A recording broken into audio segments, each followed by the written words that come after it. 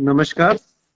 आज हम यहाँ पर एक सत्संग और शुरू कर लेते हैं। 5:30 बज गए थे। तो मेरे साथ प्रदीप है, श्रेया है और नित्या। तो हम चार लोग एक जगह इकट्ठा थे। तो आज समय हमने सोचा उपयोग किया जाए। तो किसी का कोई प्रश्न है तो पूछ सकते हैं। लिख के भी बोल सकते हाँ, लिख के या बोल करके, जैसा भी करना चाहे। हाँ, आप कुछ बोल रहे थे प्रदीप। हैं।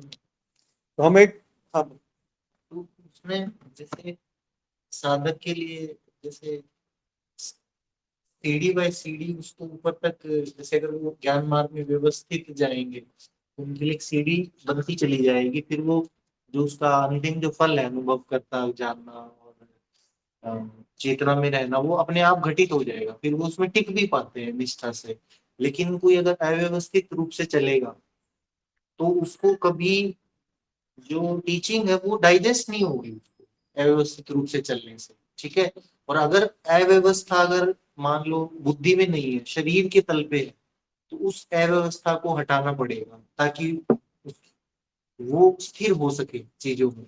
तो सबको अपनी अस्थिरता कहाँ पे है ना, वो देख लेनी चाहिए। किसी के मन में हो सकती है, किसी की इच्छाओं में हो सकती है, किसी की कारण शरीर में भी हो सकती है, किसी की वाणी में हो सकती है, किसी के सुनने में हो सकती है। जो भी जितना भी जीवन के अंग है ना, जहां भी अस्थिरता होगी वही चीज इम्प्योरिटी बन जाएगी, वही ऑब्स्टेकल बन जाएगी।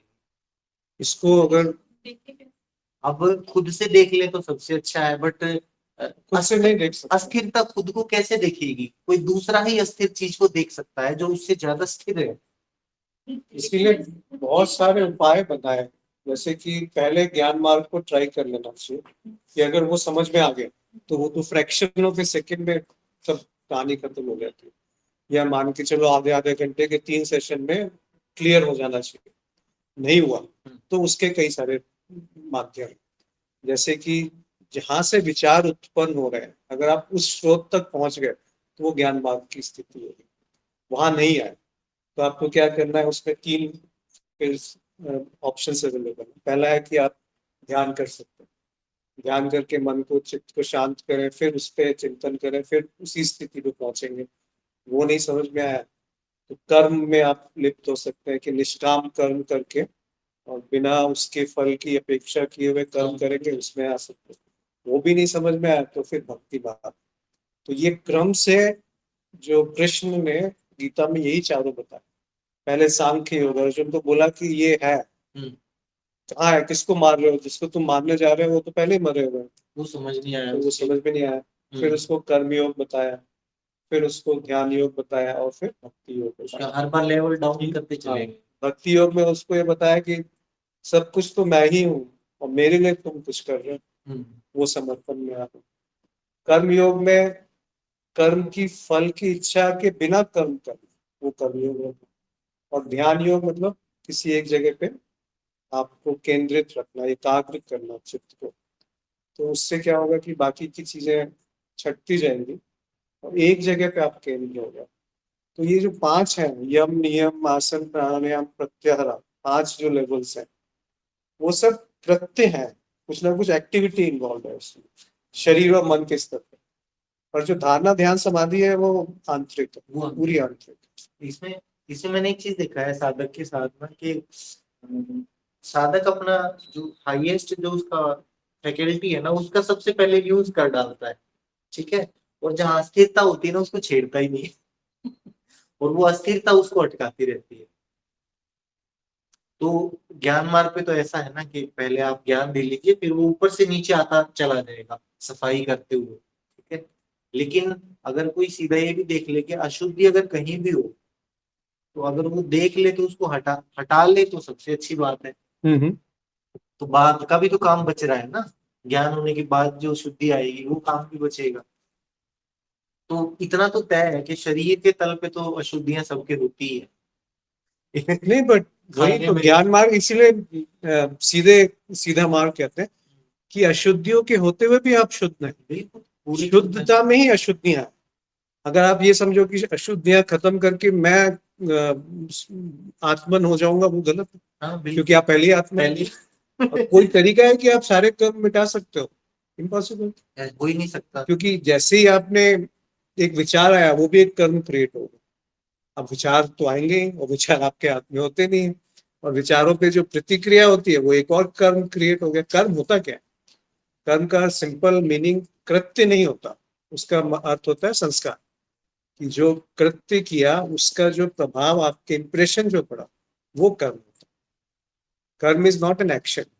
उसको थोड़ा डिफरेंशिएट करना आना चाहिए, क्योंकि जब इंप्रेशन पड़ रहा है वो किस पे पड़ रहा है? स्मृति पे पड़ रहा है। और अनुभव किसका हो रहा है? स्मृति का हो रहा है। अब बताइए, अब कौन किसको रिमूव करेगा? कैसे कर्म हटाओगे? इसीलिए वो कर्म की बात ही नहीं करते ज्ञान मार्ग में, बोल देते कि कोई भी कर्म मेरा नहीं, और कहानी खत्म। सीधे वो फ्रैक्शन ऑफ सेकेंड में पूरा ज्ञान मार्ग समाप्त हो गया। सीधे पार चलेगा। वो जाने वाला कोई नहीं है।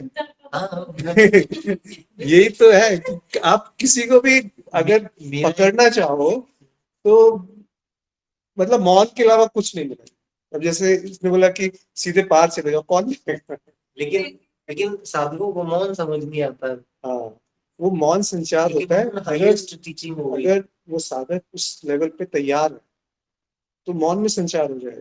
जैसे एक आंकड़ा है, जैसे जर्नल भी जैसे बात करें तो जो पतंजलि का जो मार्ग है ना, जहाँ पे उन्होंने व्यवस्था दे दी, यम नियम आसन, हाँ, प्राणायाम, प्रत्याहार, धारणा, ध्यान, समाधि, सबसे ज्यादा लोग इस रास्ते से भी पहुंचे हैं।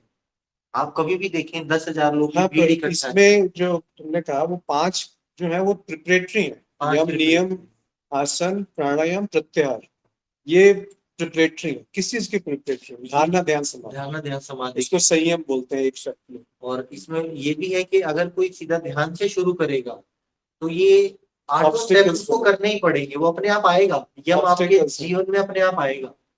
जब भी कोई एक साथ होगे तो बाकी के साथ अपने आप सारे आते- इकट्ठे आ गए। अपने आप आ जाएंगे। आप ऐसा नहीं कर सकते कि ध्यान कर रहे हो और आपके जीवन में कोई नियम नहीं है। ध्यान होगा ही नहीं। ध्यान हो गई। अगर यम नहीं है जीवन में तो ध्यान नहीं होगा, इसलिए वो प्रिपरेटरी है। पर अगर सीधे आपको ध्यान हो गया, इसका अर्थ है कि नीचे की लेयर्स अपने आप क्लियर होती जाए। लेकिन सर मैंने एक चीज देखी, हम लोग चाहते क्या? सीधे समाधि में पहुंचना। जो ये ज्ञान नीचे का कुछ पता नहीं है, सीधे समाधि। जैसे जो ज्ञान मार्ग के लिए साधक तैयार रहता है ना, उसको ज्यादा सहारे की जरूरत भी नहीं पड़ती। आप जो पार्टिसिपेट मतलब जो जुड़े हुए हैं सत्संग में, उनका भी कोई प्रश्न है तो अवश्य पूछ सकते हैं। खुद इतना निपुण होता है ना, वो अपना रास्ता खोज लेता है। जो ज्ञान मार्ग समझने के लिए लायक है, उसको वैसी मदद की जरूरत नहीं पड़ती। उसको बस दिखना चाहिए ये है तो गया अंदर। ज्ञान मार्ग हम लोग को बोलना नहीं चाहिए कि ज्ञान मार्ग उच्चतम है या उनसे बेहतर है, पर वास्तविकता यही है। अब चाहे बोले नहीं बोले, अब किसी भक्त को बहुत बुरा लग जाएगा, लेकिन मैं इसका तोड़ यही देता हूँ। हाँ, ज्ञान मार्ग समाप्त होता है, वहां से भक्ति शुरू होती है। मैंने वो किया तो उधर जी, पूछिए। मुझे लगता है मौन भी स्वयं घटित होता होगा। विचार आने से रोक नहीं सकते स्वयं को, वो भी कर्म हो जाए। जी, बिल्कुल सही लिखा है प्रज्ञा आपने कि 2 चीजें हैं इसमें, एक है प्रयास और एक है ज्ञान। अगर ये प्रयास है कि मौन लाया जाए तो फिर वो कर्म हो गया, मतलब एक तरीके की अवरोध हो गया आपको मौन तक ले जाने के लिए। और एक मौन ऐसा है जो बिना प्रयास का है, और उस बिना प्रयास के मौन में जो स्वीकार भाव है या जो समर्पण है, वो फिर शब्दों के होते हुए भी मौन कायम रहेगा। वो मौन ऐसा नहीं है कि शब्दों से मौन टूट जाएगा। वो मौन ऐसा है जो शब्द हो या ना हो वो मौन रहेगा। आप मौन किसको बोलते हैं? एक मौन ये भी होता है कि आप चुप हैं, वो मौन है, पर वो तो मौन नहीं है क्योंकि मन चालू है। और दूसरा मौन होता है कि मन शांत है और आप बेशक बोल रहे हैं, तो वो मौन ज्यादा गहरा हो गया ना। जब मन शांत है लेकिन वाक्य निकल रहे हैं, तो मन की जो शांति का जो मौन है वो शब्दों से नहीं टूटता।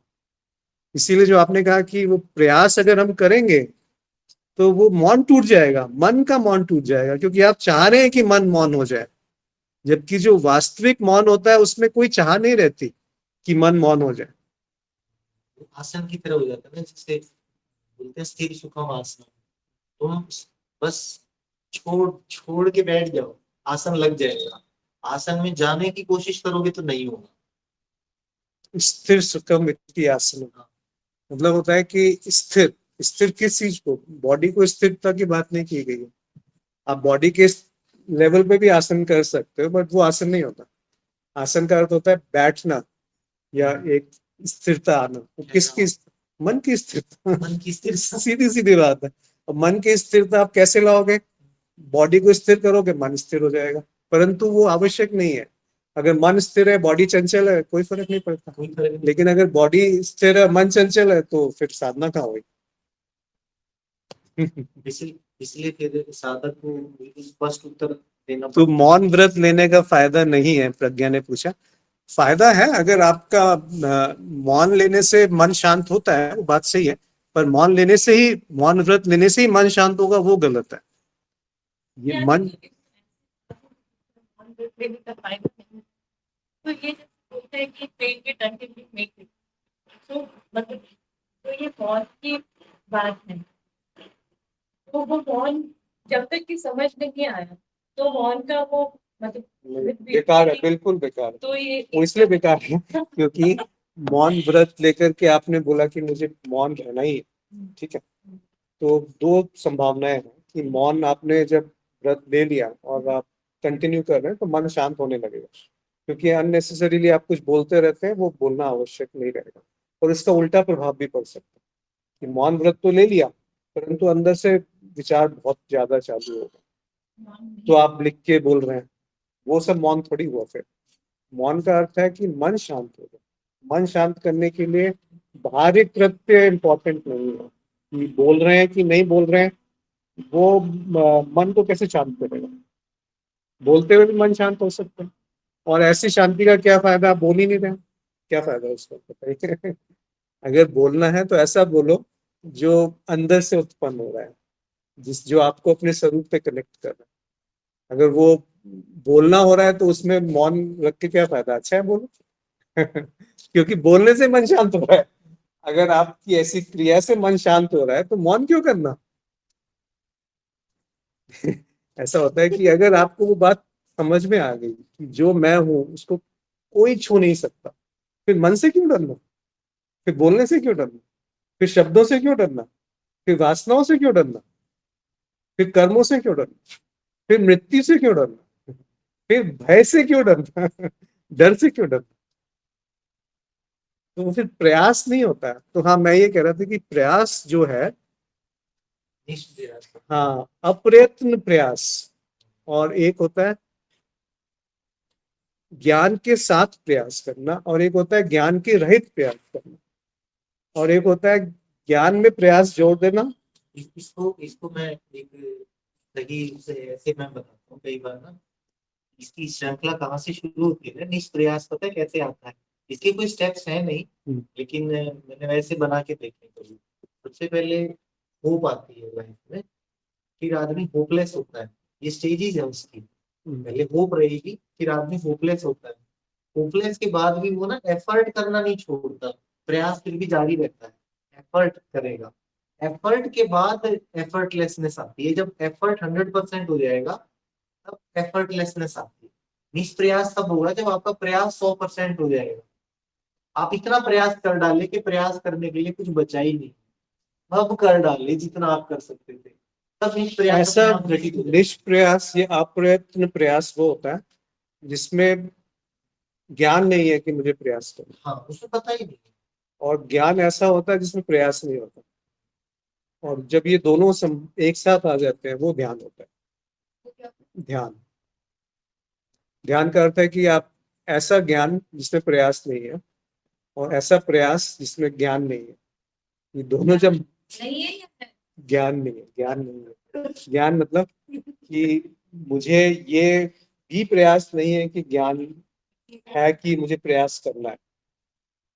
दोबारा समझाता हूँ, ऐसा प्रयास जिसमें ये इतना भी क्षणिक मूवमेंट नहीं है कि मुझे ज्ञान, इससे कुछ होना है, तो ज्ञान तक की उसमें वो मूवमेंट नहीं है, इतना निष्प्रयास हो गया। इतना होते ही समर्पण हो जाएगा, इतना और ये होते ही- दोनों मिल गए तो वो ध्यान है। और ध्यान से ऊपर है निष्काम कर। निष्काम कर्म क्या होता है कि जिसमें चाह नहीं है, कोई भी चाह नहीं, वो निष्काम कर्म हो। क्योंकि ऐसा तो है नहीं जो अभी मौन की बात कही कि आपका विचार भी तो एक कर्म हो गया। तो निष्काम कर्म का अर्थ होता है जब विचारों से भी प्रभाव नहीं पड़ता, उस लेवल पे भी कुछ फर्क नहीं पड़ता। तो शरीर के कर्म तो बहुत निचले स्तर पे आ गए, फिर आते हैं वाणी के कर्म, फिर मन के कर्म होते हैं जो विचारों के लेवल पे होते हैं। तो वो निष्काम कर्म में जब चाह छूटती है, जो भी हम लोग थोड़ी देर पहले बात कर रहे थे कि जो प्रयास है उसके पीछे चाह होती है, चाह के पीछे अहम होता है, और अहम के पीछे अज्ञान होता है, अविद्या होती है। तो मूल कारण अविद्या है। तो उस अविद्या को अगर हमने पकड़ लिया, और अविद्या क्यों आती है? जो सुख नहीं है उसको सुख मान लिया, जो नित्य नहीं है उसको नित्य मान लिया, और जो मैं नहीं हूं उसको मैं मान लिया। अगर ये तीन चीजें कर ली तो अविद्या का वो मूल कारण। और अविद्या जब जैसे ही आएगी तो हम उत्पन्न हो गया, हम उत्पन्न हो गया तो चाह उत्पन्न हो गई, या राग उत्पन्न हो गया, और राग पूरा नहीं हुआ तो द्वेष उत्पन्न हो गया, और जैसे ही राग द्वेष हुआ तो भय आ गया। तो ये जो पांच है ये सब एक साथ चलते हैं, और इसका मूल कारण अविद्या। अब कोई पूछेगा अविद्या क्यों है, बताओ कोई शायद कोई सत्संग में बताना चाहे कि अविद्या क्यों है, फिर मतलब मुझे क्यों थोप दी किसी ने अविद्या। तो योग मार्ग डिस्कस हो गया, योग मार्ग डिस्कस हो गया। हाँ वो ठीक है, कहीं से भी पकड़ो, कैसे भी पकड़ो, चाहे आप कान इधर से पकड़ो या उधर से। ये सारे किस level से जैसे ही मुंह खुला तो द्वैत आ गया ना विद्या नहीं नहीं, बट इसमें एक चीज ध्यान रखने की है कि जब भी हम बात कर रहे हैं उसके पीछे अद्वैत है कि नहीं है। अभी आप अलग है, मैं अलग हूँ, अद्वैत की बात हो रही है। आप अलग हो, मैं अलग हूँ, है तो वो कहाँ पर है? हाँ भेद का है, क्योंकि वो सूक्ष्म तर से सूक्ष्म है। फिर भी हम आके यहाँ पर ज्ञान चर्चा करते हैं, ये बना ये सब और कुछ बेहतर करने के लिए नहीं है, इसलिए मतलब मेरे पास क्या, ऑफिस में कर सकते हैं काम, पर मुझे लगता है वो कोई भी कर लेगा। नहीं, मैं आपको एक दूसरे एंगल से उत्तर दे देता हूँ। जैसे अगर काम नहीं करें ना, जैसे आप ज्ञान मार्ग में चेतना में बहुत बहुत ज्यादा चले गए, ठीक है, आपका खुद का लोड तो खत्म हो गया है कर्मों का, तो अब आप जाने के लिए तैयार हैं। आपको यहाँ रुकने के लिए भी कुछ बोझ चाहिए, आप यहाँ रुक नहीं सकते हैं बगैर बोझ के। इतने हल्के हो जाएंगे कि टिकट वैसे ही कट जाएगी।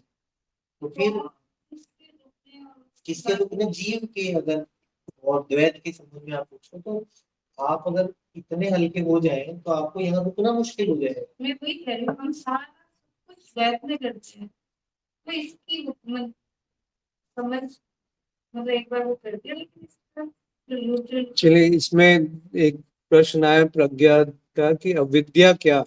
अविद्या का अर्थ होता है जो अभी हमने पहले बात करी थी कि जो जो है नहीं उसको कुछ और मान लेना। जैसे जो अनित्य है उसको नित्य मान लेना, जो दुख है उसको सुख मान लेना, और जो मैं नहीं हूं उसको मैं मान लेना, ये अविद्या का अर्थ है। तो आगे इन्होंने और लिखा है कि भौतिक जगत में जो कुछ भी है वो अविद्या है, और अविद्या और विद्या दोनों जरूरी है, ये उपनिषद में लिखा गया है।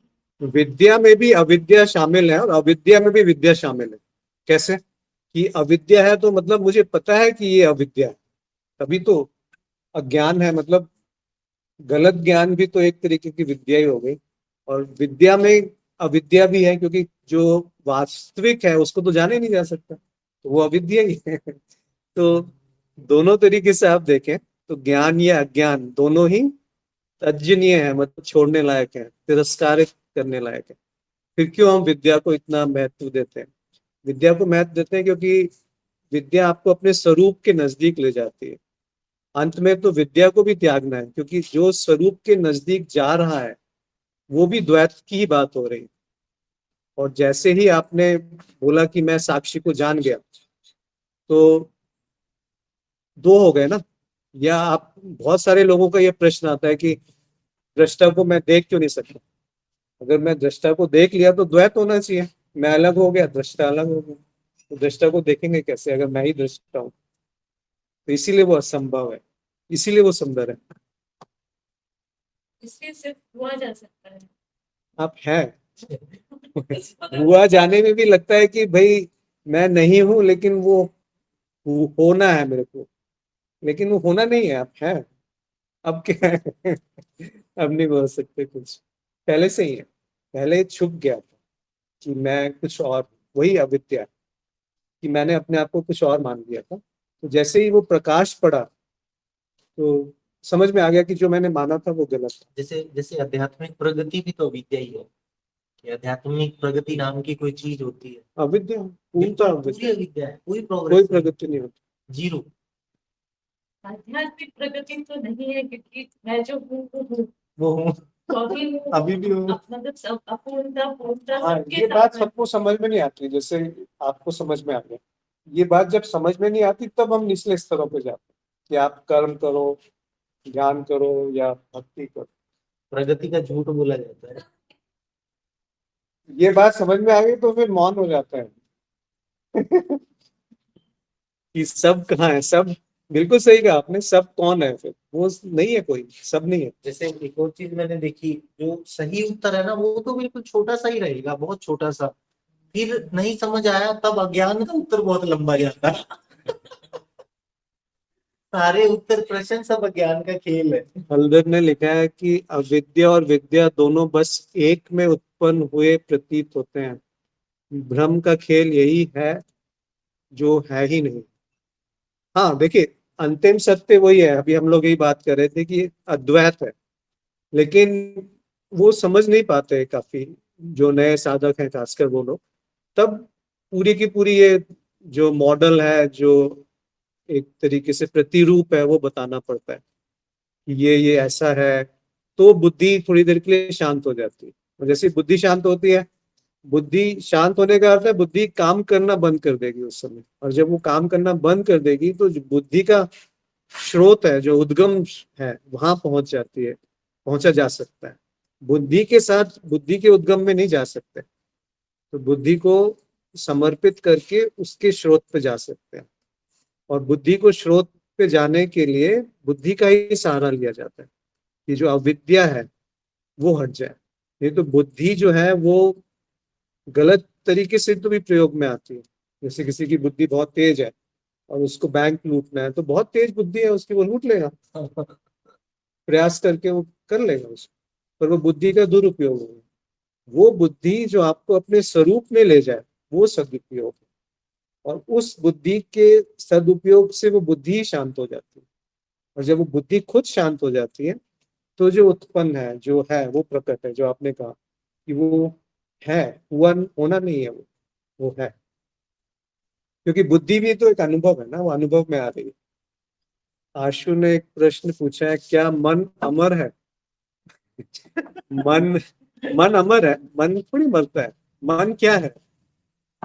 मन का अर्थ है कि जो ये विचार है, जो चंचल माया है, वो मन है।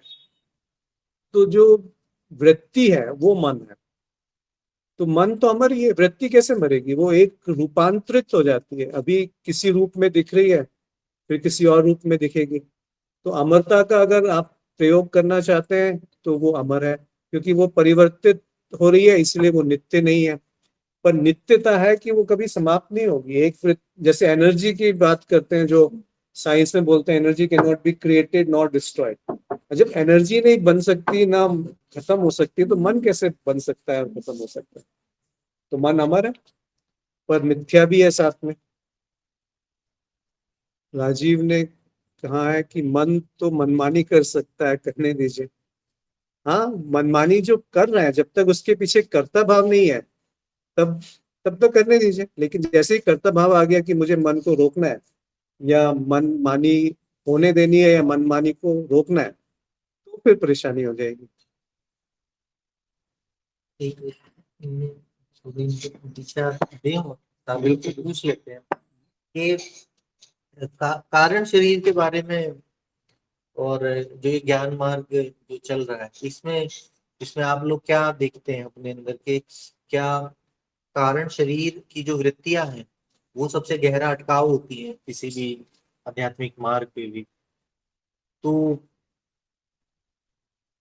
स्वयं से यहाँ जो साधक हैं जो सुन रहे हैं वो देख पाते हैं कि कारण शरीर की जो चित्त की परतें ही हुई ना, ये तो कारण शरीर, तो कारण शरीर की जो चित्त की परत है का उसके अंदर कंटेंट क्या है, आप खुद का आप लोग देख पाते हैं क्या?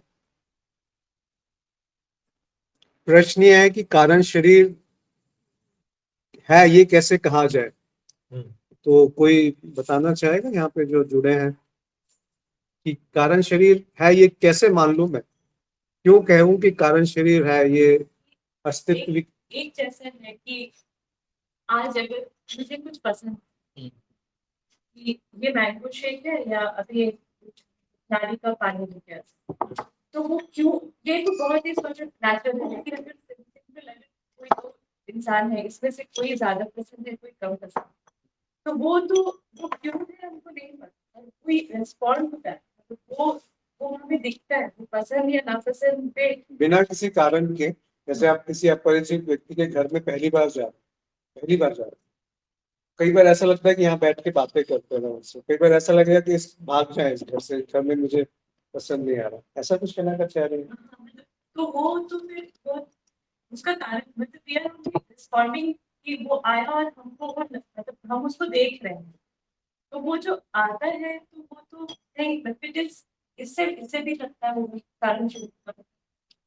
तो जो प्रवृत्तियां हैं वो कहा किसी ने, और किसी को कुछ, जो श्रेया ने कहा कि जो प्रवृत्तियां अपने आप आती हैं, जो बिना किसी कारण के जो आ जाती हैं, जैसे लगता है कि हमारी इच्छा है, जैसे पर छोटे आप किसी बच्चे को ऑरेंज पसंद है, किसी को आम पसंद है, वो कैसे हो गया क्योंकि एक को, दोनों को आम क्यों नहीं पसंद है, और एक को आम अच्छा लगता है, एक को बिल्कुल अच्छा नहीं लगता। हम्म। तो वो जो इच्छाएं हैं वो तो हमको इच्छा लगती है पर वो वृत्ति है, तो वो शायद वो बहुत फोर्सफुल वृत्ति होती है लेकिन वो कारण कारण- शरीर की, हाँ, आप उनके साथ छेड़छाड़ नहीं कर सकते। उनको कारण शरीर की वृत्तियों को बाईपास करने का कोई तरीका नहीं है। या तो पूरा करो, या उनको observe या उनको इसमें सपने में पूरा करो, या observe या करना। या निर्विकल्प समाधि में उनको जलाओ। और उनको बाईपास करने का कोई उपाय नहीं है। जो आप ये विकल्प समाधि में जलाओ क्या मतलब है? जो जैसे वो नींद में चेतना लाके उसको अगर वृत्ति को देख लेंगे तो वो जल्दी खत्म हो जाती है। दुनिया में करेंगे तो मान लो 10 साल में पूरी होगी वही वृत्ति, सपने में करेंगे तो भी जल्दी पूरी हो जाएगी। और अगर सबसे जल्दी पूरी होगी निर्विकल्प समाधि में। निर्विकल्प समाधि में आपके कारण शरीर के बीज ऐसे कटते हैं ना कि आपको दिखा नहीं के उड़ा दिया, दिखा नहीं के उड़ा दिया। विकल्प समाधि तक पहुंचना ना ना कुछ नहीं हो तो रोज जाते हैं आप लोग, नींद में तो रोज ही जाते हैं। बस वहां चेतना लेके आनी है। ये योगेश ने लिखा, स्मृति में संस्कार भिन्न होते हैं, इस कारणवश अलग अलग प्रवृत्तियां आती हैं। जो आपने प्रश्न पूछा था उसका उत्तर था, स्मृति में संस्कार मेमोरी में वही कारण शरीर वही तो होता है। अंजलि बिल्कुल सही पॉइंट पे आती है। अंजलि ने लिखा है कि कितना भी बदलने की कोशिश करें फिर भी सब कुछ घूम फिर के एक ही दिशा में जा रहा है, उसको देखकर लगता है कि यही कारण शरीर से आ रहा है। बिल्कुल 100% सही है। क्योंकि एक तो है कारण शरीर को देखना भी बहुत जरूरी है। सबको अपने कारण शरीर का ज्ञान तो होना चाहिए। उससे आपको ये भी पता लग जाएगा क्या कर रहे हो, क्यों कर रहे हो, क्या करने वाले हो, सब पता लग जाएगा। कुछ भी छुपा नहीं रहेगा। आपका पास्ट प्रेजेंट फ्यूचर सब आपके सामने रहेगा। क्या कर रहे हो, क्यों कर रहे हो, क्या करने वाले हो। मजे की बात है लेकिन कारण शरीर भी आपको वही हिस्सा दिखेगा जो एक्टिव है। ऐसा नहीं है आपको अपना सारा कारण शरीर एक साथ दिख जाएगा। जो जो उसकी चीजें एक्टिव रहेंगी वो आपको दिखती चली जाएंगी। राजीव ने लिखा है, मेरे मत में कारण शरीर का बौद्धिक ज्ञान काफी है, अब दूध से दही से घी और वापस दूध तक जाकर क्या उपयोग, तो वर्तमान स्थिति में बस उसमें चेतना रहे, मेरे लिए इतना काफी है। आशु ने लिखा है कि 5 ज्ञानेंद्रियां, आंख, कान, नाक, जीभ और त्वचा, 5 कर्मेंद्रियां, हाथ, पैर, मुंह, गुदा और लिंग, और 4 अंतःकरण, हृदय, बुद्धि, चित्त और अहंकार। शरीर से संबंधित प्रबल वासना, जो विचार बार बार आए, उसको गहराई से पकड़ना है। तो ये जो आखिरी वाक्य है ये सही है कि जो वासनाएं प्रकट होती हैं वो कारण शरीर का प्राकट्य रूप है, यानी कि जो अकारण ही प्रकट होती है वासनाएं, वो कह सकते हैं कि वो कारण शरीर। क्योंकि आपको पता नहीं कि क्यों किसी व्यक्ति को आप चाह रहे हैं, क्यों किसी व्यक्ति से दूर भाग रहे हैं, कुछ इंटरेक्शन नहीं हुआ पहले उससे तो ये कहाँ से आ रहा है? या कोई चीज पसंद है, कोई चीज नहीं पसंद है। ये जो पसंद नापसंद, चाहा और अचाहा, जो प्रकट्य रूप है, वो कारण शरीर से आता है। अब कारण शरीर है क्या? स्मृतियों का एक संग्रह है, और उसमें जो आपके इस जीवन के अनुभव है वो फिर वहां पहुंचते जा रहे हैं, फिर वो प्रकट होंगे आगे जाकर के। तो इससे कोई मतलब बच नहीं सकता, छुटकारा नहीं है। कहाँ तक आप बचोगे? जैसे उसमें एक चीज अच्छी चीज ये है कि मतलब नेवर एंडिंग आर्टिफिशियल नहीं, द्वैत के संबंध में, द्वैत के संबंध में एक चीज अच्छी क्या है ना, अगर आप सही गुरु के पास है ना, तो गुरु आपके कारण शरीर में फेरबदल कर सकता है। ये सब उसमें तंत्र में आ जाता है, तो चाहे तो सब चेंज कर सकता है आपका बट करते नहीं है। है। जो कर सकते हैं वो करते नहीं है, और जो नहीं कर सकते हैं वो कोशिश करते हैं करने की बहुत कम करते हैं, बहुत आवश्यक हो तभी वो करते बस उतने ही पॉइंट पे करेंगे। कोई ऐसा चीज लग रहा है ना, ये चीज जैसे हैं। अगर उसकी साधक में सिगरेट पीने की इच्छा है, अटका हुआ है तब करेंगे वो। तो उस इच्छा को पता जैसे ही हट जाएगी तो साधक तीव्र रूप से प्रगति कर जाएगा। तब करेंगे। तो उसको वहां इंटरफेयर कर देंगे तुरंत, उसमें उससे प्रज्ञा ने पूछेंगे भी नहीं। लिखा है कि संस्कार ही कारण शरीर है, बिल्कुल सही है आपका। अज्ञे ने लिखा है कई बार ऐसा लगता है कि पहले भी यह घटना हो चुकी है। देखिए अज्ञे से जो भी समय है ना वो मन है। अभी किसी ने पूछा था मन क्या है? जब मन है और समय दोनों एक साथ ही होंगे, कभी ऐसा नहीं होता कि समय नहीं है तो मन है, या मन है और समय नहीं है। तो समय और मन एक साथ चलते हैं। तो जो आपने कहा कि ये घटना पहले हो चुकी है, तो वो स्मृति से ही तो निकल के आई। और जो स्वप्न में है वो समय बदल जाएगा, कारण शरीर में समय बदल जाएगा। जो अभी प्रतीप कह रहे थे कि कारण शरीर के स्तर पे जब बदलाव होते हैं तो वो अलग ही समय के उस पे हो रहे हैं। इसीलिए समय जो है वो पहले भी, आप अगर ऐसा लगता है कि घटना पहले हो चुकी है तो ये बिल्कुल संभव है, क्योंकि वो स्मृति बार बार दोहराती रहती है। क्योंकि कारण शरीर आपका सॉफ्टवेयर हो गया, जैसा है वैसे ही आप चलोगे। आप ज्ञान मार्ग पे चल रहे हो, ये भी उसमें था। आशु ने लिखा है जी, चाहे प्रेम का हो या डर का हो या मौत का हो। किस चीज के बारे में लिखा? प्रेम।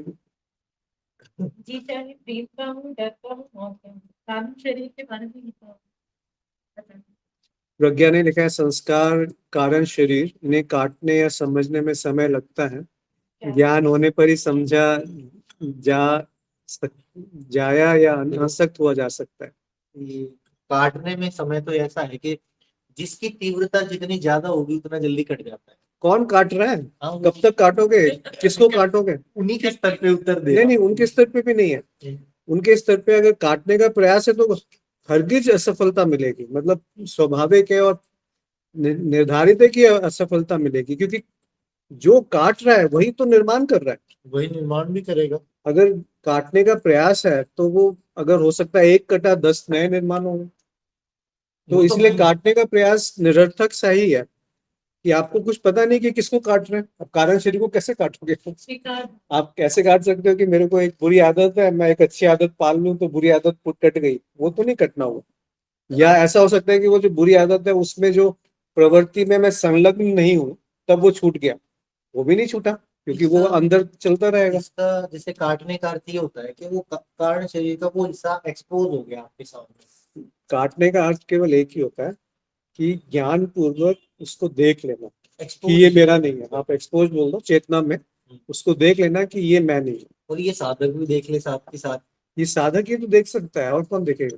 जो साधक नहीं है वो तो इसको सत्य मान के चल रहा है जो विश्व प्रकट है।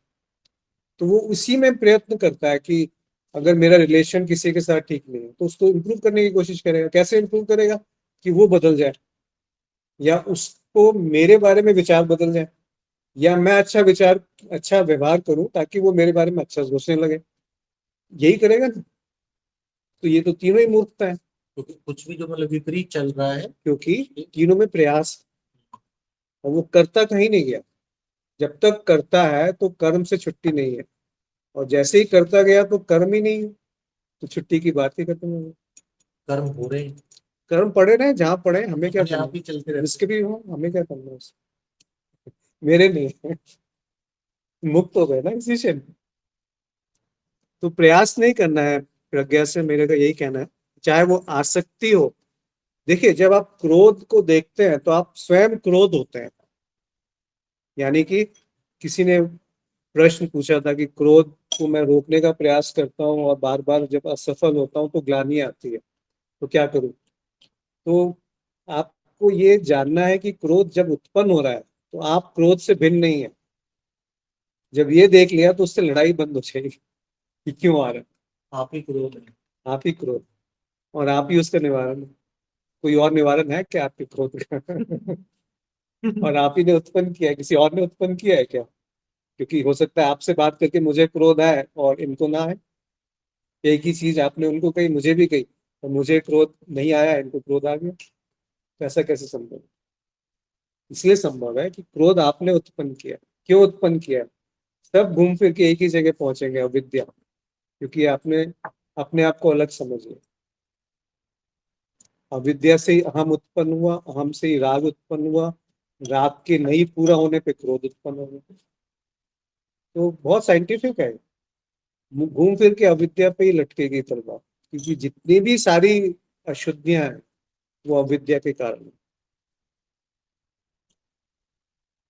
राजेश्वरी ने लिखा है, और भी कुछ एक कमेंट्स हैं। योगेश ने लिखा है, क्या लंबे समय तक चलने वाली बीमारी भी कारण शरीर का प्रकट रूप है?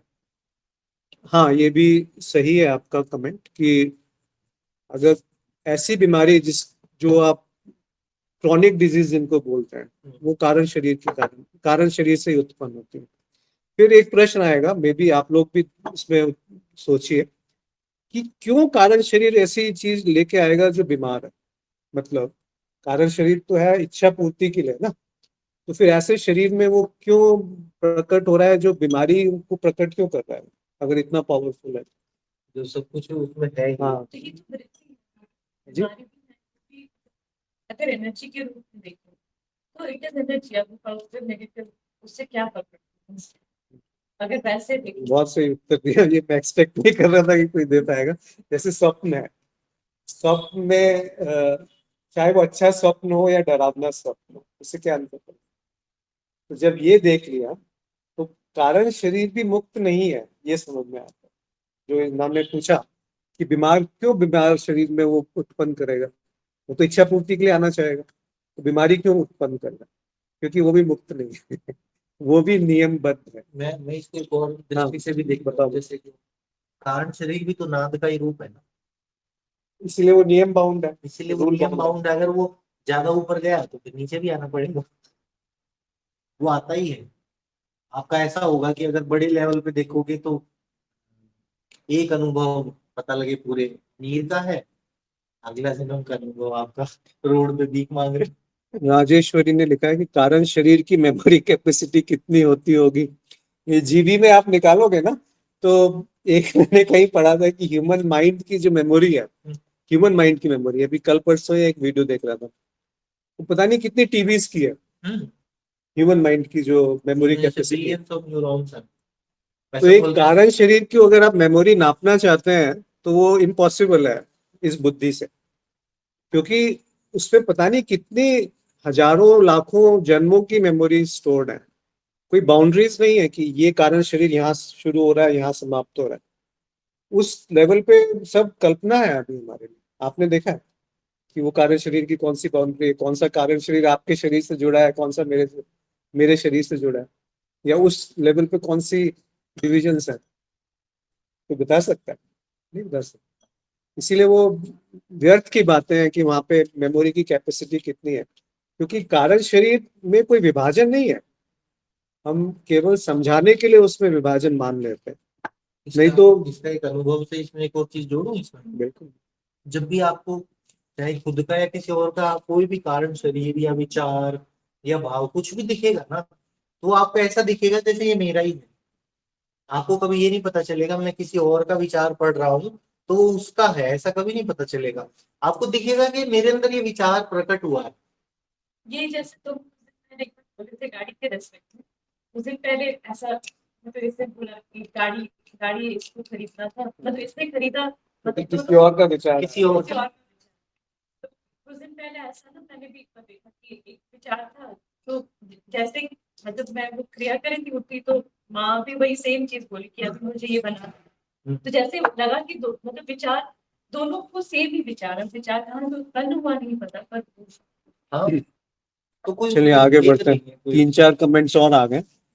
मेरे कहने का आशु ने लिखा है कि मेरे कहने का तात्पर्य यह है कि जो चीज ज्यादा परेशान कर रही है उसी पर ध्यान देना है, ऐसा है क्या? नहीं नहीं नहीं, परेशान कर रही है तो वो परेशान कौन हो रहा है उस पर ध्यान देना। ये नहीं कि क्या चीज परेशान कर रही है, परेशानी किसको हो रही है। अगर वो आप पकड़ने की कोशिश करेंगे तो वो पकड़ छूटती जाएगी कि वो जो परेशानी जिसको हो रही है वो मिथ्या है। जैसे कोई मोह से परेशान है, कोई डर से परेशान है, कोई कुछ कारणों से परेशान है, ये सब तो वासना ही है। जी हाँ, तो जो परेशान हो रहा है उसको देखिए। तो ये तो सब मतलब एक बहाने हैं कि कारण कुछ भी हो सकता है परेशानी का, पर अगर वो कारण हटा के कुछ और परिस्थिति ले आए वो फिर परेशान हो जाएगा। जैसे कोई यहाँ पर परेशान रहता है इंडिया में, उसको लगता है मैं यूएस जाऊंगा तभी मैं खुश होऊंगा, तो यूएस पहुंचा दीजिए उसको, वो 2 साल बाद वही परेशान हो जाएगा, क्योंकि वो परेशानी तो उसके अंदर से उत्पन्न हुई थी ना। तो परेशान कौन हो रहा है वो देखना आवश्यक है। तो गोरखनाथ ने लिखा है निर्विकल्प पे थोड़ा और प्रकाश डालने की कृपा करें। देखिए, संकल्प और विकल्प मन का खेल है। यानी जो संकल्प उत्पन्न होता है कि ये करना है, इच्छा उत्पन्न होती है, तो उसके साथ साथ मन विकल्प उत्पन्न करना शुरू कर देता है कि ये नहीं होगा तो क्या होगा, अगर ये कर लिया तो ऐसा हो जाएगा, वो कर लिया तब वैसा हो जाएगा, वो विकल्प है। तो जो निर्विकल्प है वो उसका अर्थ है कि चुनाव रहित हो जाना। तो एक तरीके से आप ऐसे हो गए कि कुछ फर्क नहीं पड़ रहा, कुछ भी हो गया, वो निर्विकल्प है। मतलब संकल्प उठा लेकिन विकल्प नहीं उठा, ऐसी स्थिति अगर आपके अंदर आ गई तो वो निर्विकल्प है। यानी कि फिर हर परिस्थिति स्वीकार है, हर हर हर अवस्था में समर्पण है। फिर चाहे कुछ भी खेल चल रहा हो, आप हमेशा निर्लिप्त रहेंगे, निर्द्वंद रहेंगे। निर्विकल्प का एक और शब्द निकलता है निर्द्वंद। द्वंद समाप्त हो जाता है उस समय, तो मन जो है वो शांत हो गया। गुरु जी भी इसमें बोलते हैं कि जो का वो पर्सपेक्टिव अच्छा है कि जो निर्विकल्प है ना वो हमेशा रहता ही है, ऐसा नहीं है कभी। निर्विकल्प अभी भी है। निर्विकल्प हमेशा रहता ही है। ये भ्रम है कि भाई वो आता है या जाता है, वो हमेशा रहता है। आप हमेशा चॉइसलेस, निर्द्वंद है। क्योंकि चॉइस करने वाला कोई नहीं है। कौन सी बात?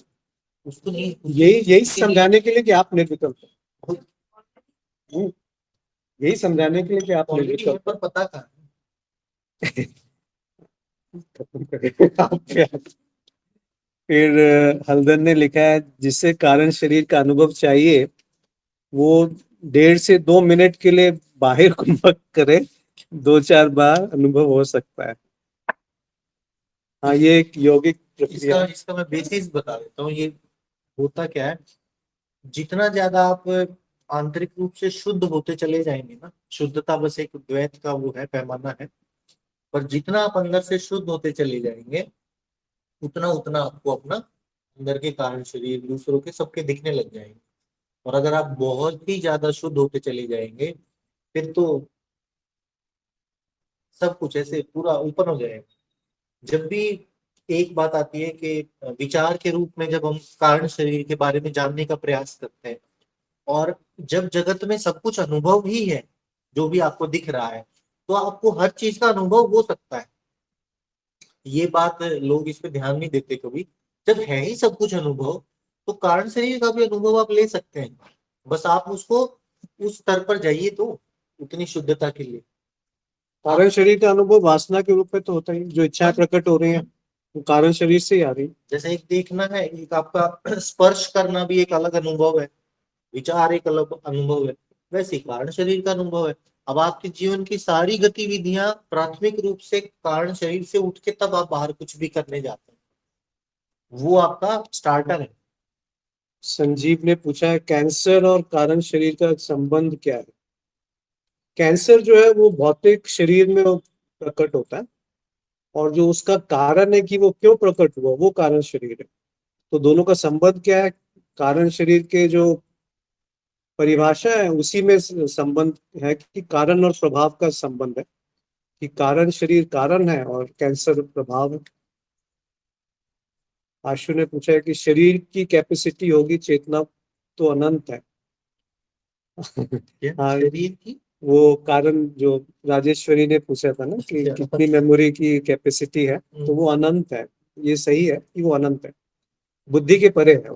कृष्ण प्रिया ने लिखा है कि कारण शरीर में क्या वासना दिखती है जिसके कारण जन्म हुआ। कारण शरीर में क्या वासना दिखती है जिसके कारण जन्म हुआ। तो सबसे बड़ी वासना, अगर आप शरीर में जन्म की बात करते हैं, तो पहली चीज आपका जन्म नहीं हुआ। दूसरी चीज, कारण शरीर में कुछ अतृप्त इच्छाएं रहती हैं जो भौतिक शरीर के माध्यम से ही पूरी की जा सकती हैं।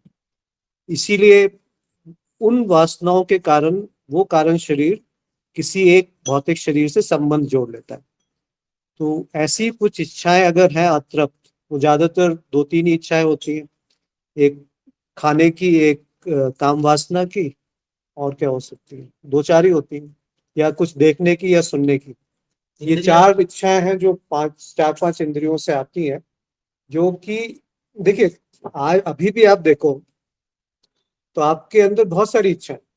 कुछ इच्छाएं ऐसी है जिसमें शरीर की आवश्यकता है, कुछ इच्छाएं ऐसी है जिसमें शरीर की आवश्यकता नहीं है। जैसे सोचिए, शरीर मतलब इस भौतिक शरीर की आवश्यकता नहीं। शॉपिंग, मन नहीं नहीं, मन के स्तर पे जो इच्छाएं हैं वो आपको, जैसे मुझे एक अच्छा स्वप्न देखना, ये भी तो इच्छा आ सकती है ना किसी में, कि मुझे अपने पूर्व जन्म को देखना है या मुझे किसी गुरु से मिलना है स्वप्न में। उसमें शरीर की क्या आवश्यकता है? वो तो मन के स्तर पे चल रहा है सारा खेल। या आपको कुछ सुनना है तब तो खैर शरीर की आवश्यकता है, क्योंकि कान चाहिए या आंखें चाहिए अगर कुछ अच्छी सुनहरी इसकी सीनरी देखनी है, या त्वचा चाहिए अगर स्पर्श करना है, या जीभ चाहिए अगर खाना है। तो कुछ इच्छाएं ऐसी होती हैं जो मन के स्तर पे चलती है, अंदर ही अंदर चलती है, इसमें शरीर की आवश्यकता नहीं है, वही सूक्ष्म शरीर है। तो अगर उस स्तर पे आप पहुंच गए, जैसे शांति का अनुभव करना, जैसे प्रेम का अनुभव करना, उसमें भौतिक शरीर की क्या आवश्यकता है? जैसे त्याग का अनुभव करना, जैसे और भी कई सारी, सोचो, पंच इंद्रियों से अनुभव करना यह कारण हो सकता है। हाँ, जो पांच इंद्रियों से अनुभव आते हैं उसके कारण ये संबंध बनता है कारण शरीर का भौतिक शरीर से। और जैसे जैसे वो भौतिक इच्छाएं कम होने लगती हैं तो वो संबंध टूटने लगता है, उसी को विरक्ति कहते हैं। और वो धीरे धीरे करके इतनी विरक्ति हो जाती है कि फिर वो मनुष्य योनि से बाहर निकल करके देव योनि में चले जाते हैं। पर देव योनि में भी भोग है, उसमें भी ऐसा नहीं है कि वो अंत आ गया, क्योंकि वहां पे जैसे ही समाप्त होंगे, क्योंकि बोरियत हो जाएगी वहां पर। देव योनि में क्या है कि जो आप सोचेंगे वो हो रहा है, कोई दूरी नहीं है उसमें, समय समय की दूरी नहीं है, कोई प्रयास की आवश्यकता नहीं है, तो उसमें भी आप बोर हो जाएंगे। यस, तो फिर क्या सोचेंगे, चलो फिर मनुष्य जीवन में चला जाए, तो वो चलता रहेगा चक्र की तरह। इसीलिए सबसे सुंदर उपाय यही है कि पहले ही जान ले कि मेरे को कुछ नहीं छू सकता। वो जो अभी सुन रहा है और जो अभी बोल रहा है, ये दो नहीं है, और जो बीच में प्रक्रिया है वो भी वो उससे भिन्न नहीं है। तो वो जो केंद्र एक हो गया अगर, वो अद्वैत।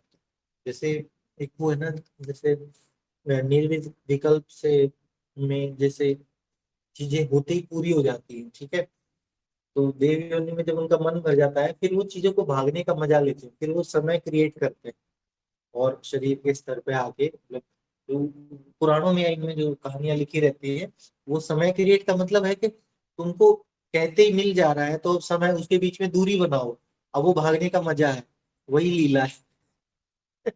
तुम इच्छा करो फिर थोड़ी देर बाद मिले, उस पूरे भागने में एक होने का और मिलने का मजा फिर एक है। वो द्वैत की फिर दुनिया आ गई, और माया में और माया, पहले दो बनाए, फिर दो से अब दो में भी बहुत सारी चीजें बना दी। तो वो लीला, तभी तो लीला शब्द है कि मजा ले रहे हैं, कुछ नहीं कर रहे, एंजॉय कर रहे हैं। अब एंजॉय में तो दोनों चीज होंगी ना, खेल है तो हार भी होगी जीत भी होगी, मार भी पड़ेगी। मूवी देखने जाते हो अगर बिल्कुल प्लेन मूवी है कि बंदा पैदा हुआ खुश रहा मर गया पर जब तक विलेन नहीं होगा, हीरो नहीं होगा, हीरोइन नहीं होगी, आपस में एक तीसरा बंदा भी आना चाहिए जो बीच में हम दोनों के कुछ उत्पन्न कर रहा है गलत फहमियां, तभी तो मूवी देखने का मजा आता है। जब से तुमसे कोई छीनेगा तो तब तुम्हें पता चलेगा मेरे पास क्या पर है। मूवी देखते समय आपको एक ख्याल रहता है कि ये मूवी है, इसलिए तो एंजॉय करता हूँ। लोग पैसा दे करके हॉरर मूवी क्यों देखने जाएंगे? इसीलिए तो जाते हैं कि उसमें मजा है, जो डर उत्पन्न हो रहा है उसमें भी आनंद है। उसी तरीके से जो यहाँ शब्द प्रयोग किया गया है वो भोग है, उसमें सुख दुख वर्ड नहीं आता। कर्म भोगने हैं। भोगने का अर्थ है कि चाहे वो सुख हो दुख हो या इंडिफरेंट हो, हम्म, वो भोग है। उसे जाना ही पड़ेगा। अभाव हो मतलब सुख हो या दुख हो या अभाव हो, वो सब भोग की श्रेणी में आ जाता है, इसीलिए भोग कहा गया। तो भोग को आप सुखी होके भोग सकते हो, दुखी होके भोग सकते हो, निर्लिप्त होके भोग सकते हो, इसमें या भोग मेरा है ही नहीं मैं कर नहीं रहा हूँ, वैसे भी भोग सकते हो। इसमें एक और चीज मैंने देखी है माया, बहुत डीपर माया में, कि आप जब मांगते हो और चीजें यहाँ समय में बाद में मिलती हैं, तो जब चीजें मिलती हैं तब आप भूल जाते हो आपने मांगा क्या था। आपके साथ हो वो सभी रहा है जो आपने मांगा ही था, हाँ, अंत में वही हो रहा कुछ भी ऐसा नहीं हो रहा है, जो आपने नहीं मांगा था। पूर्व निर्धारित है, इसीलिए तो पूर्व निर्धारित और स्वेच्छा के ऊपर बात की जा सकती है। हल्दर ने कहा है, कोई कारण नहीं है अनुभव जिसे स्फुरन कहते हैं, बस यही है खेल है। ये हल्दर की बात काफी गहरी है कि कारण किसी भी चीज का आपको कभी नहीं मिलेगा, कभी नहीं मिलेगा। इवन कारण शरीर जो शब्द है वो भी गलत है, हाँ, क्योंकि वो फिर पूछेंगे उसका क्या कारण है, तो वो नहीं ये मिलेगा। कहाँ से आया। हम तो बोल रहे हैं कारण शरीर के कारण, सूक्ष्म शरीर है, भौतिक शरीर में इच्छा है, ये पूरा खेल चल रहा है, तो कारण शरीर कहाँ से आया? वो पहली स्मृति कहाँ से आई जो अनुभव क्रिएट कर रही है? उस अनुभव से तो स्मृति अंकित बन रही है, पर वो स्मृति किसने बनाई? तो कोई कारण नहीं मिलेगा। इसीलिए कारण जो इन्होंने लिखा है कि कोई कारण नहीं है, तो क्या मिलेगा? केवल अनुभव मिलेंगे और एक अनुभव को जानने वाला मिलेगा। इसको नहीं नकार सकते, इसमें कोई कारण प्रभाव सब बेकार होगा। ये अनुभव है और अनुभव को जानने वाला है, ये तो परम सत्य हो गया ना। पर ये भी परम सत्य इसलिए नहीं है क्योंकि ये दो नहीं है, एक है, इसीलिए वो अद्वैत आ गया कि ये दो नहीं। कृष्ण प्रिया ने लिखा है, मजे लेने लगे हो, लगे तो भी फंसे। हाँ, अगर आपको दोनों तरफ फंसते हैं, अगर आप ये समझे कि किसी चीज में आनंद आ रहा है, रस आ रहा है, तो वो तो बहुत बड़ा फंसना हुआ। और अगर ये लगे कि इससे मुझे द्वेष है, भागना है, तो वो भी बहुत बड़ा फंसना हुआ। दोनों तरीके से फंस जाता है। तो राग और द्वेष दोनों फंसने के कारण है। पर राग द्वेष का जो मूल कारण है वो है अहम, और अहम का मूल कारण है अविद्या। तो अविद्या को सही करेंगे तो राग द्वेष समाप्त हो जाएंगे। योगेश ने लिखा है, ये भी उसी खेल का भाग है। हाँ, यहाँ खेलने वाले भी आप हैं, खिलाड़ी भी आप हैं, और उसके जो नियम है वो भी आप हैं, प्रक्रिया भी आप हैं, निर्देशक भी आप हैं, संगीतकार भी आप हैं, और कलाकार भी आप हैं, जो अभिनेता है वो भी आप हैं। राजेश्वरी ने लिखा है, खेल में मजा नहीं लिया तो भी गलत है। हाँ, बिल्कुल मजा लेना चाहिए, बस मजा लेने वाला कोई नहीं, मजा लीजिए, पर वो मजा लेने वाला को गायब कर दीजिए, फिर सब ठीक है। वो जो करता है या जो भोगता है उसको भगा दीजिए। उसमें उसमें जैसे मजे लेते हुए ये जान लेना कि अब इसका उल्टा भी आएगा, मजे में हाँ। देखते देखते उसको तुरंत तब भी देखने के, उसको उतने मजे में लीजिए। तब भी उसको आपको पता है मजे ले रहे हैं, लेकिन इसके विपरीत से विपरीत आपको आएगा। गुजरना है। मन के स्तर पर उसका विपरीत आपको सामने दिखेगा कि ये होगा। अब आप चाहे किसी भी तरफ से पकड़ लीजिए, पहले दुखी होके, अगर दुखी हो जाएंगे तो फिर मजा आएगा, मजे ले लेंगे तो फिर दुख आएगा। आपकी मर्जी है, कैसे भी भोग लीजिए। कृष्ण प्रिया ने लिखा है, दुख तभी है शायद कि मुक्ति की ओर जाए। हाँ, हाँ, ये भी सही है कि अगर दुख नहीं होंगे तो कौन पूछेगा ज्ञान मार्ग को। अगर दुख नहीं होंगे तो कौन जानेगा अध्यात्म को, कौन कोशिश करेगा अपने आप को जानने के लिए। तो दुख तो सबसे प्रमुख कारण है। जिज्ञासा, जिज्ञासा, जिज्ञासा। परंतु जिज्ञासा वाले बहुत कम लोग मिलेंगे। आप आध्यात्मिक मार्गों पे चले जाइए, 90% या उससे भी ज्यादा लोग दुख के कारण आते हैं। जिज्ञासा के कारण आने वाले भी कहीं ना कहीं दुखी हुए होंगे। अभी अभी जैसे महरौली में कार्यक्रम हुआ था, तो उसमें करीबन 80 के करीब लोग थे। उसमें से बस 2 ही साधक थे, बाकी सब जो दुखी है, दुख के कारण ही तो अध्यात्म में आता है। डिप्रेशन, दुख। और वो अपने आप ही आप इसमें मतलब विकास क्रम में अपने आप ही उस पर आओगे, फिर हाँ। इससे जल्दी हो जाता है। जैसे विकास क्रम का ना आसानी से समझने का ये तरीका है, जैसे मान लो कारण शरीर के स्तर पे एक इच्छा है कि आपको बात करने में मजा आता है, ठीक है। तो कारण शरीर के स्तर पर जब वो इच्छा पूरी हो जाएगी ना, फिर कारण शरीर उससे बोर हो जाएगा, अब वो उससे ऊपर जाएगा फिर। एक अच्छा प्रश्न आया हम्म, कि लगभग सारी दुनिया दुखी है, हम्म। लेकिन अध्यात्म में बहुत कम दुख है या दुखी है, ऐसा क्यों? अध्यात्म में वो है, सुख और दुख का तो बराबर है। तो उसमें स्थिति वही है। जी, इसको देखिए, दुख किसने बनाया और दुख कैसे मल्टीप्लाई होता है। तो दुख जो है, दुख अनुशायी द्वेष, यानी कि दुख नहीं हो, ये भावना आने से द्वेष उत्पन्न हो जाता है। तो दुख का कारण क्या है, फिर आप पूछने जाओगे तो वहीं पर पहुंचेंगे सीधे के सीधे कि एक आपने द्वैत समझ लिया कि मैं अलग हूँ, ये दुनिया अलग है या ये व्यक्ति परिस्थिति अलग है। उसको आप सुधारना चाह रहे हैं, तभी तो दुख उत्पन्न हो रहा है। उसके पीछे चाहत आ गई कि ये ऐसा ही होना चाहिए। अगर ये ऐसा ही होना चाहिए तो दुख होगा ही होगा। कब कब तक वैसा रहेगा, और क्या जरूरी है कि वैसा ही हो जाए वो? ये मतलब कुछ दिया जाए उसकी बुद्ध में। तो ये चाहत आना भी तो नॉर्मल रेगुलर और रिक्वायर्ड, वो तो जीवन की वैसे प्रक्रिया है वो तो। तो उससे उससे दुख नहीं होता ना। देखिए, दुख ज्यादातर मानसिक प्रक्रिया है, पहली चीज। दूसरी चीज, जैसा आपने बोला कि ये एक बहुत प्राकृतिक सी घटना है कि कोई बच्चा रो रहा है, आपने उसको चाहत आई कि उसको दूध देंगे, तभी तो आपने दूध दिया and वो चुप हो गया बच्चा। तो इसमें कुछ भी गलत नहीं है ना, मतलब नहीं दुख उत्पन्न नहीं हुआ ना उसमें। नहीं वो चाहत आएगी है पहली बार। चाहत आने के फिर उसके बाद ये होगा कि इसको छोड़ना चाहिए, इसको देने के लिए, फिर उसको होने के लिए उसको लाने का प्रयास भी करना पड़ेगा, या उसके लिए साधन जुटाने पड़ेंगे। उसका उत्तर थोड़ा सा फर्क ये हो जाता है कि इसमें कर्ता भाव हटा दीजिए कि ये सब कीजिए। कि अगर ऐसा नहीं है कि आपको हो सकता है कि आप, बच्चा रो रहा है और वो दूध देने के बाद भी चुप ना हो। कई बार बच्चे अकारण ही रोते रहते हैं, वो भी है प्लस आपको दूध ना मिले उससे कहीं। नहीं ये सब करना होगा, लेकिन करता हुआ नहीं तो फिर अगर नहीं आप कर पा रहे तो फिर वो दुख नहीं आएगा फिर। नहीं वो विवशता आएगी तब भी कि मैं मतलब नहीं कर पाती, फिर भी मतलब ये स्वीकार भाव भी आएगा। तो आगे कुछ और आगे योगेश ने लिखा है, सांसारिक व्यक्ति की दुखी होने के कुछ कारण बहुत ही हास्यप्रद होते हैं। बिल्कुल सही है। कृष्ण प्रिया ने लिखा है, ये भी है, पड़ोसी ने गाड़ी ले ली। हाँ, वो जलन जो है, ईर्ष्या, वो भी दुख का बहुत बड़ा कारण है। शिवम ने कहा, नानक दुखिया सकल संसार, वही सुखी जाका राम आधार। तो यहाँ पे बहुत सुंदर बात लिखी शिवम ने कि राम का अर्थ होता है जो प्रकाश है, जिससे सारा का सारा प्रकाशित हो रहा है, यानी जो दृष्टा है। तो अगर आप संसार में उलझ गए तो दुखी रहेंगे। और सुखी कौन है फिर? सुखी का अर्थ है यहाँ आनंद, वो जो अपने स्वरूप में जाकर के स्थिर हो गया।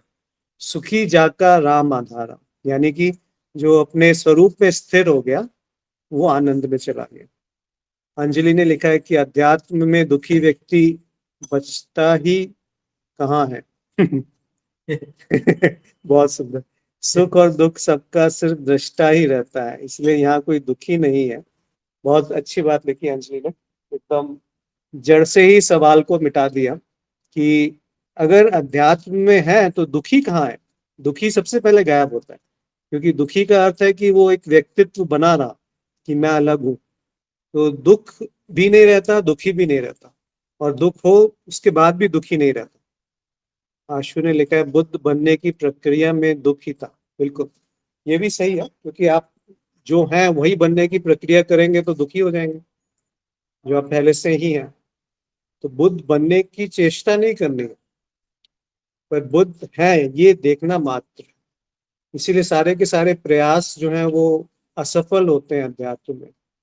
हम इसमें आत्मबोध सत्संग में नए कितने हैं? साधक है? सात? पता नहीं, ज्यादातर मतलब पुराने पुराने ज्यादा जुड़े हुए हैं, नए कम है, कुछ एक हैं क्योंकि अब सबके प्रश्न वैसे आते हैं कि हायर लेवल के। हाई लेवल के। तो बुद्ध बनने की कोई प्रक्रिया नहीं है, क्योंकि आप बुद्ध पहले से ही हैं।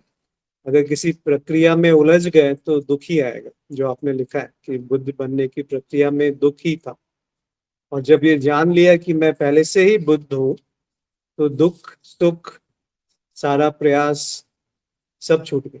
हाँ, वो दुख पे भी हंस देगा। दुख होगा फिर दुखी नहीं होगा। मतलब पहले दुख गिरता है फिर दुखी गिरता है, फिर एक बार दुखी गिर गया तो दुख नहीं रहेगा। दुखी गिरना ज्यादा महत्वपूर्ण है दुख के गिरने से। दुख हो ना हो उससे विरक्ति होगी ना, फिर तो दुख में भी आनंद आएगा किसी को।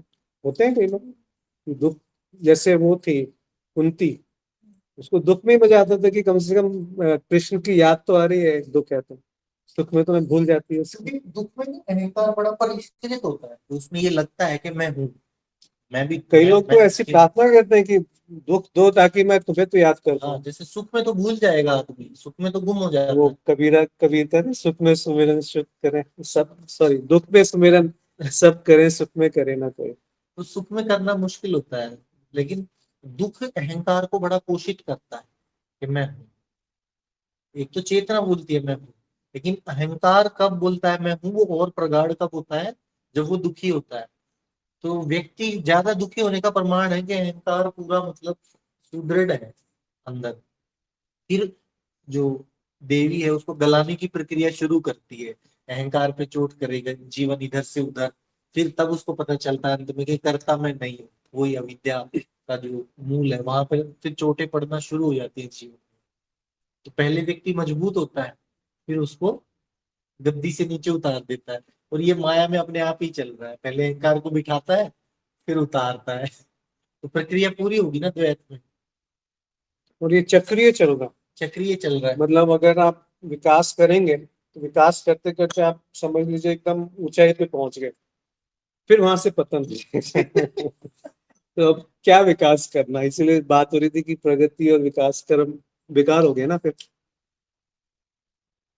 आशु ने कहा है कि जमीनी बात करना जरूरी है, मैं बिल्कुल अज्ञानी हूँ, बाकी 1 महीने हुए आप लोगों की संगति में सीख रहा हूँ, दार्शनिक रस बाद में जरूरी है। देखिए आशु, ये आप जो कह रहे हैं ना कि मैं बिल्कुल अज्ञानी हूँ, ये जानना ही बहुत बड़ा ज्ञान है पहली चीज। कि मुझ में अज्ञान है, तो वो बहुत बड़े ज्ञानियों से अच्छा है कि मुझ में अज्ञान है, पहली चीज। दूसरी चीज, मैं अज्ञानी हूँ उसमें एक द्वैत है, और मैं ज्ञानी हूँ उसमें भी द्वैत है। तो जब तक मैं ज्ञानी हूँ वो और बहुत बड़ा वो है, जाल है।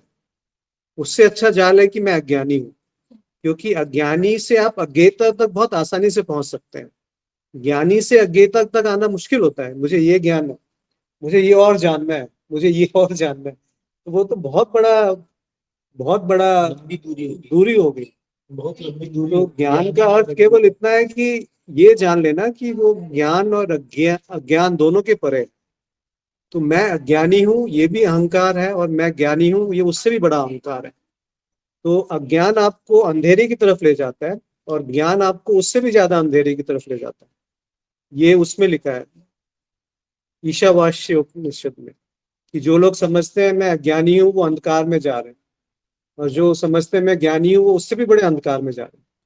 तो ज्ञान और अज्ञान दोनों ही बंधन है, और आप हमेशा बंधन से परे हो। तो आप मतलब आप बोलते ये जान रहे हो कि ज्ञान है, और आप ये जान रहे हो कि अज्ञान है। तो उन दोनों को जानने वाला जो है वो आप है। फिर चाहे वो ज्ञान है या अज्ञान है, और कोई भेद नहीं रहेगा ज्ञान में और अज्ञान में, क्योंकि जो अज्ञान है उसका भी ज्ञान है, और जो ज्ञान है वो भी अज्ञान है। तो कोई भेद नहीं है दोनों में। इसीलिए कोई अज्ञानी नहीं है, कोई ज्ञानी नहीं है। केवल जो है वो अहम है, जो परिच्छिन्नता है, जो भेद बना हुआ है, वो है जो कि मूल कारण है। अविद्या और अज्ञान अलग अलग चीजें होती है। अज्ञान का अर्थ होता है गलत अर्थ निकाल लेना, और अविद्या का अर्थ होता है अभाव, जो सही चीज है उसके बारे में जानकारी ना होना, वो अविद्या है।